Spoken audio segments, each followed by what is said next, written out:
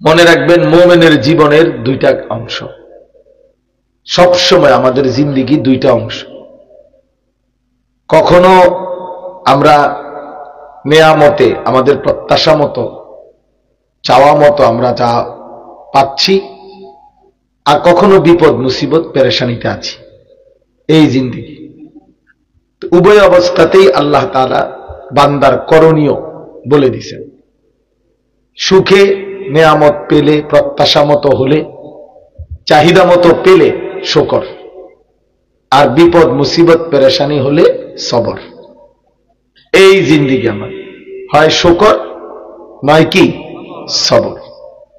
শুকর করিলেও বিনিময়, সবর করিলেও বিনিময়। শুকর করিলেও পুরস্কার, সবর করিলেও পুরস্কার। তাহলে মুমিনের কোনো লস নাই, মুমিনের কোনো লস নাই।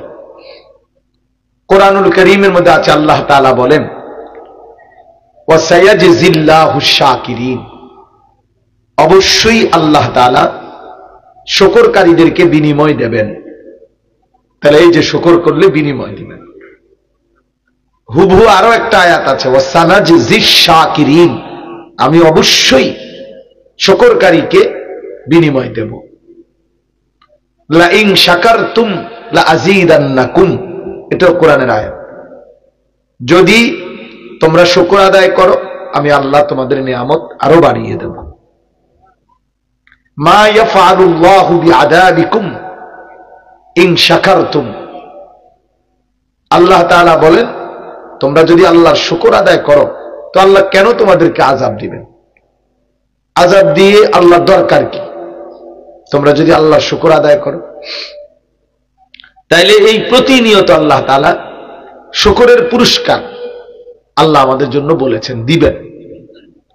আচ্ছা, এর বিপরীতে সবর, তো এটার জন্য আল্লাহ বলছেন আরো বেশি পুরস্কার।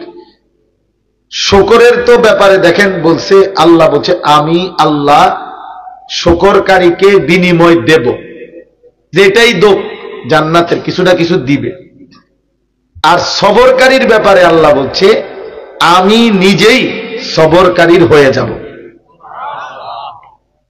ইন্নাল্লাহা মাআস সাবিরিন, এখানে এটা বলে নাই যে আমি সবরকারীকে দেব, না, আমি আল্লাহই সবরকারীর সাথে আছি, আমার নিজেকেই দেব। যেমন আপনারা উলামায়ে কেরাম থেকে শুনছেন যে রোজার ব্যাপারে আল্লাহ তাআলা হাদিসে কুদসিতে আছে যে আল্লাহ তাআলা বলেন, আস-সাওমু লি ওয়া আনা আজজি বিহি। এই কথাটা যে রোজা আমার জন্য, আল্লাহ বলেন আমি নিজেই এর প্রতিদান দেব। এটা দুইটা হাদিস। একটা হলো আমি নিজেই এর প্রতিদান দেব, এটা একটা তরজমা। আরেকটা হলো আনা উজজা বিহি, অর্থ হলো আমি আল্লাহ নিজেই, আমি রোজার প্রতিদান, আমি বান্দার হয়ে যাব, আমি হয়ে যাব। তো এরপরে আর তার দরকার কি, পেরেশানি কি? আল্লাহ যখন কারো হয়েই যায়, তো এরপরে তার আর কোনো পেরেশানি আছে কি? যে তু মেরা তু সব মেরা, যখন আল্লাহ আমার তো সবই আমার, আসমানও আমার, জমিনও আমার, দুনিয়াও আমার, আখিরাতও আমার। এই জন্য বললাম সবর করছেন, আল্লাহর কথা শুনবার জন্যই সবর করছেন। আল্লাহ আপনাদেরকে উত্তম বিনিময় দান করেন। হাদিসের মধ্যে আছে, আজরুকুম আলা কদরি নুসুবিকুম। নবী সাল্লাল্লাহু আলাইহি সাল্লাম বলেন, তোমাদের কষ্ট অনুপাতে তোমাদের আজার মানে নেকি, সওয়াব। কষ্ট যে পরিমাণ, সওয়াবও সেই পরিমাণ। তোমার কুরবানি যেমন, তোমার পুরস্কারও তেমন, তোমার পুরস্কারও তেমন। এই জন্য আল্লাহর জন্য এই প্রচন্ড শীত, ঠান্ডা, কুয়াশার মধ্যেও আল্লাহর ইবাদত আদায় করতে কোন রকমের কার্পণ্য, অলসতা না করা, এটা মুমিনের কাছে ঈমানের দাবি। হাদিসের মধ্যে আছে, আল্লাহ নবী সাল্লাল্লাহু আলাইহি সাল্লাম বলেন, তিনটি আমল এমন আছে, তিনটা আমল যদি কেউ করে তো আল্লাহ তাআলা তাকে ইসলামী রাষ্ট্রের সীমান্ত পাহারা দিলে যে পরিমাণ নেকি, ওই পরিমাণ নেকি দান করবে। এখন ইসলামী রাষ্ট্রের সীমান্ত পাহারা দিলে নেকি কেমন?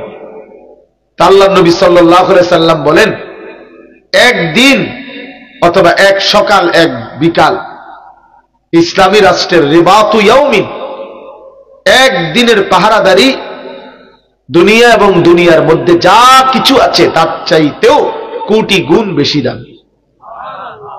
তো ওই রকম নেকি দান করবেন। তিনটা আমল, এই তিনটা আমল কি? এক নাম্বার, ইসবাগুল উযু আলাল মাকারিহ। এইটা বলার জন্যই আমি কথাটা বলছি আর কি। প্রথম আল্লাহর নবী সাল্লাল্লাহু আলাইহি সাল্লাম বলেন, কষ্ট সত্ত্বেও পূর্ণভাবে ওযু করা, যত কষ্টই হোক ওযু পূর্ণ করা, পূর্ণাঙ্গ ওযু করা। এইটা এখন শীতকালের ক্ষেত্রে খুব প্রযোজ্য, খুব জরুরি বিষয়।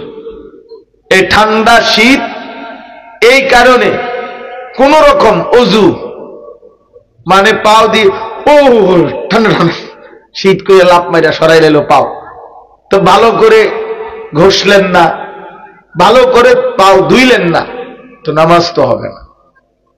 ভালো করে হাত আপনি কনুই পর্যন্ত পূর্ণাঙ্গ ধুইলেন না, তো নামাজ তো হবে না।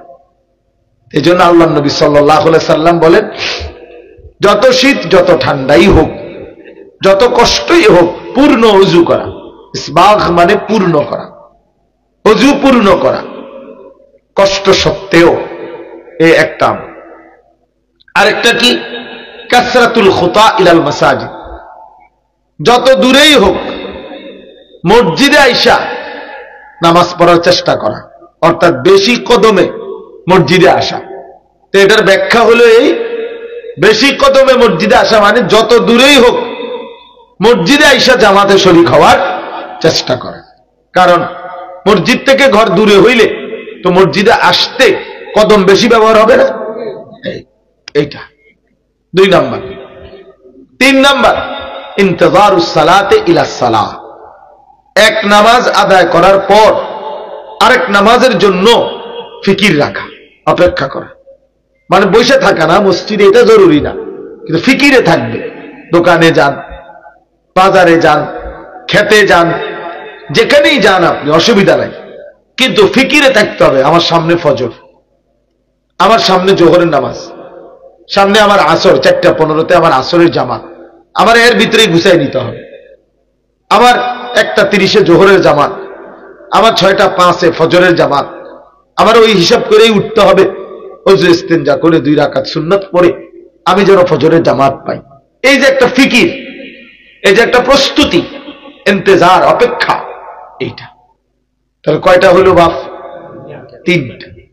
যত কষ্টই হোক পূর্ণ ওযু করা, বেশি কদমে মসজিদে যাওয়া, তার মানে যত দূরেই হোক মসজিদের জামাতে আইসা শরীক হওয়া। আর 3 নাম্বার হলো এক নামাজের পরে আরেক নামাজের জন্য অপেক্ষা করা, ফিকির করা, প্রস্তুতি রাখা। আল্লাহ রাসূল বলেছে, ফাযালিকুমুর রিবাত, এটা এই 3টি আমল আল্লাহর রাস্তায় সীমান্ত প্রহরা দেওয়ার যেই নেকি তার সমপরিমাণ।